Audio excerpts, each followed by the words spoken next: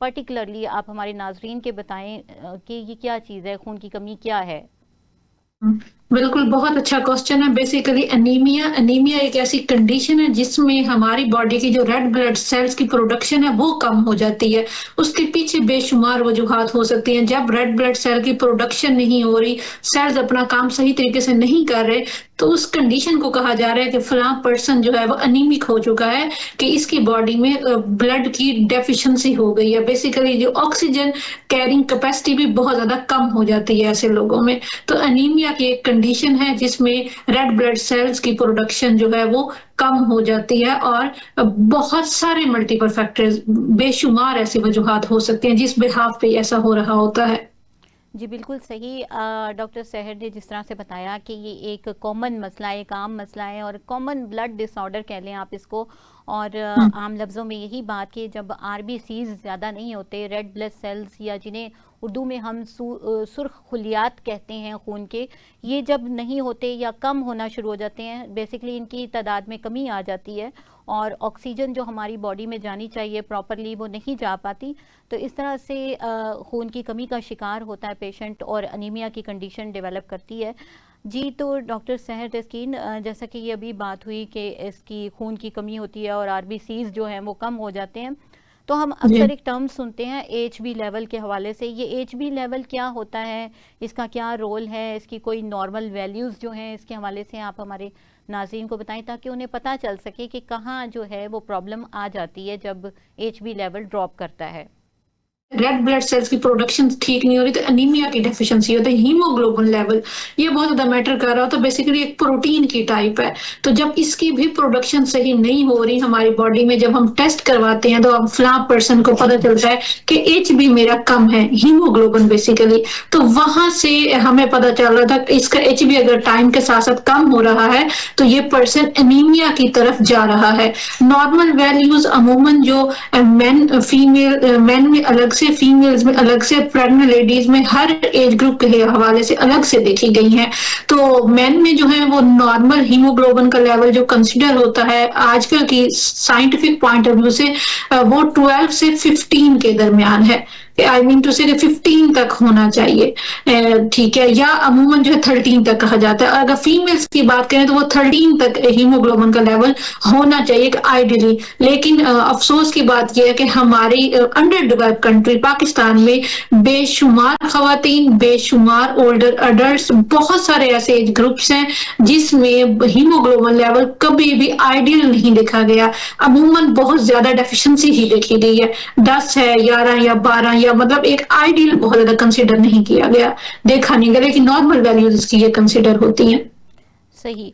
अच्छा, इसका जैसा कि आपने बताया कि ये एचबी लेवल जो है यानी हीमोग्लोबिन का लेवल होता है। और नाज़रीन आपको बताती चलूँ कि हीमोग्लोबिन की जब हम बात करते हैं तो हीम जो है रिलेटेड टू आयरन है, यानी आयरन की जो कैपेसिटी है वो कम हो जाती है। और इसी तरह से ग्लोबिन की अगर बात की जाए तो ऑक्सीजन ट्रांसपोर्ट प्रोटीन है ये। जैसा कि डॉक्टर साहबा ने बताया कि एक प्रोटीन होती है जो कम हो जाती है, तो इसकी वजह से एचबी लेवल यानी कम कंसीडर होता है और खून की कमी हो जाती है। तो मैं चाहूँगी थोड़ा सा इसके रोल के हवाले से भी बताएं आप कि जैसा कि ये हम देखते हैं कि टिश्यूज़ को ऑक्सीजन प्रोवाइड करता है और देन सारा मामला चलता है। तो एचबी लेवल का जो रोल है उस पर थोड़ी सी रोशनी स्लाइड से डालिए, मुख्तसर सी। जी, देखिए आपने भी ज़िक्र किया हीम आयरन का और नॉन हीम आयरन का। तो बेसिकली ये हमारे फूड सोर्सेज़ होते हैं, वहाँ से भी हम ले सकते हैं। हीम आयरन अमूमन जो है वो प्लांट बेस्ड सोर्सेज़ से, नॉन हीम आयरन जो है वो एनिमल बेस्ड सोर्सेज़ से लेते हुए हम जो है इसकी कमी को पूरा कर सकते हैं, अगर हम करना चाहें तो। लेकिन ये बात वहाँ आ जाती है कि अगर एक्यूट लेवल पे इसकी डेफिशिएंसी हो, खुदा ना खास्ता किसी डिज़ीज़ की वजह से, किसी और प्रॉब्लम की वजह से हो रही है, तो वो क्रोनिक लेवल पे कंडीशन चली जाती है, तो वहाँ पे टाइम रिक्वायर्ड होता है, लेकिन डेफिशिएंसी को ओवरकम किया जा सकता है। ठीक हो गया। अच्छा डॉक्टर सहर, ये है कि ये तो बात हो गई कि इस तरह से होता है मेल्स में और फीमेल्स में। हम मोस्टली देखते हैं ये फीमेल्स में बहुत ज़्यादा होता है। यहाँ एक क्वेश्चन आता है, मैं चाहूँगी कि उसके ऊपर थोड़ा से आप बात करें कि क्या वजह है कि फीमेल्स में जो है ये आयरन डेफिशिएंसी और अनीमिया के केसेस जो हैं ज़्यादा देखने में आते हैं। जी, देखिए फ़र्स्ट ऑफ़ ऑल तो फीमेल्स अडल्ट गर्ल्स का या फीमेल्स का एक ऐसा एज ग्रुप है जिसमें बहुत सारी हार्मोनल चेंजेस भी हो रही होती हैं मंथली पॉइंट ऑफ व्यू से, जिसे हम मेंस्ट्रुअल साइकिल की बात करते हैं। या मेंस्ट्रुअल साइकिल में मैं ये नहीं कहूँगी कि वहाँ पे हर हाल में डेफिशिएंट ही फीमेल होगी। नहीं, नॉर्मल जितना ब्लड लॉस होना होता है वो होता ही होता है।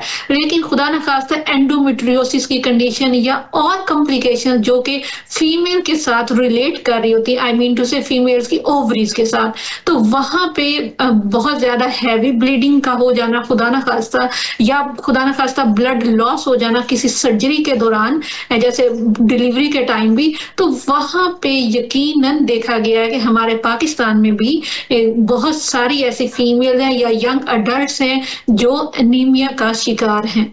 सही, बिल्कुल सही बात आपने बताई कि एक तो उनका जो मेंस्ट्रुअल साइकिल है उसकी वजह से ऐसा होता है, पीरियडिकल साइकिल की वजह है, फिर प्रेगनेंसी जो है वो एक बहुत बड़ी कॉज है कि इसकी वजह से हो सकता है, ट्रॉमा की वजह भी हो सकती है, और ये किसी के साथ भी ट्रॉमा के केस तो हो सकते हैं, अनयूजुअल ब्लीडिंग कहीं से भी हो, किसी तरह से भी हो, तो ये अनीमिक होने की कंडीशन डेवलप कर जाती है। अच्छा डॉक्टर साहब, होता क्या है कि जब कंडीशन डेवलप कर जाती है तो मैं चाहूँगी कि आप बताएं कि खून की जो कमी हो जाती है उस दौरान में क्या कैफियत हैं जो सामने आती हैं, ऐसा पर्सन जो खून की कमी का शिकार है उसमें क्या कैफियत देखने में आएगी? जी, बहुत ही अच्छा क्वेश्चन है। अहमियत का हामिल है कि हर इंसान ये चाहता है कि घर बैठे मुझे जो है वो वजूहात पता चल जाएँ, ताकि जो है डॉक्टर को भी डायग्नोज़ करने में आसानी हो और ट्रीटमेंट भी ज़्यादा अच्छे तरीके से हो सके। तो कॉज़ का पता होना बहुत ज़रूरी है, या सिम्पटम्स, साइन और सिम्पटम्स का।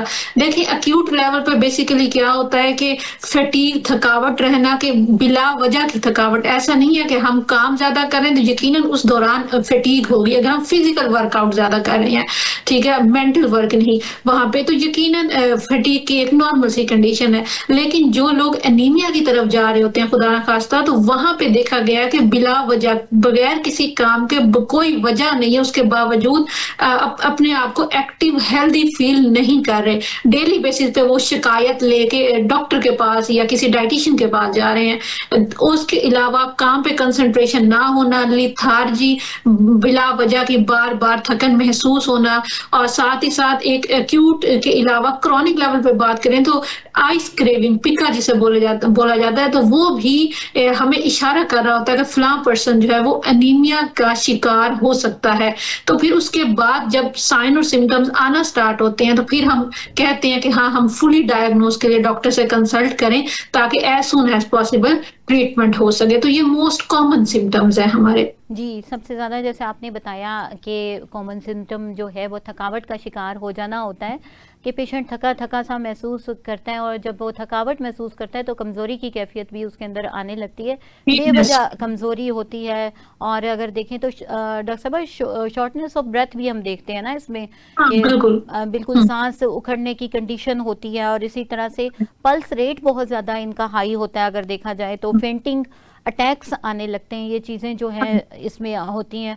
और बहुत सारे पेशेंट्स में देखा गया है कि इनके जो एंकल्स हैं एडेमेटिक हो जाते हैं, तो इस जी। हवाले से भी थोड़ा सा बताइएगा। मैंने यहाँ तक देखा कि अनीमिक होने की वजह से सिर्फ जो है एंजाइना पेक्टोरस के केसेस सामने आने लगते हैं, तो थोड़ा सा इस हवाले से बताइएगा।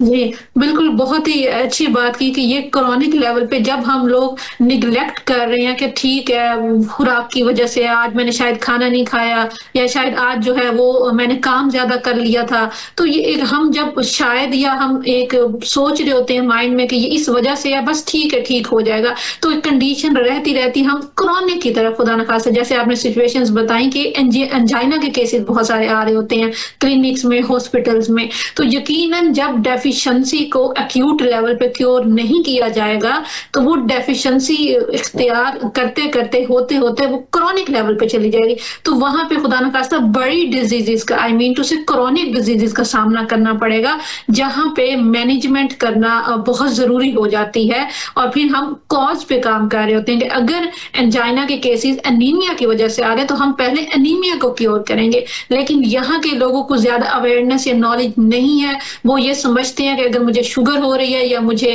खुदा न खास्ता कोई कार्डियो से रिलेटेड कोई मसला है, तो मुझे उस डिज़ीज़ पे काम करना है, ना कि मुझे कॉज़ पे। तो बेशुमार बेशुमार ऐसी बीमारियाँ हैं, जो एनीमिया की डेफ़िशिएंसी की वज़ह से हो रही होती हैं। अब ये डिपेंड कर रहा होता है कि एनीमिया की कौन-सी टाइप है। अमूमन जैसे विटामिन बी12 की डेफ़िशिएंसी हो जाए, तो पर्नीशियस एनीमिया का नाम दिया गया है और आयरन डेफ़िशिएंसी एनीमिया है, अगर हमारी खुराक में आयरन की कमी है, हम नहीं अच्छा ले रहे या एब्ज़ॉर्प्शन अच्छी नहीं हो रही, तो ये मैनी मोर मल्टीपल फैक्टर्स हैं इसके पीछे।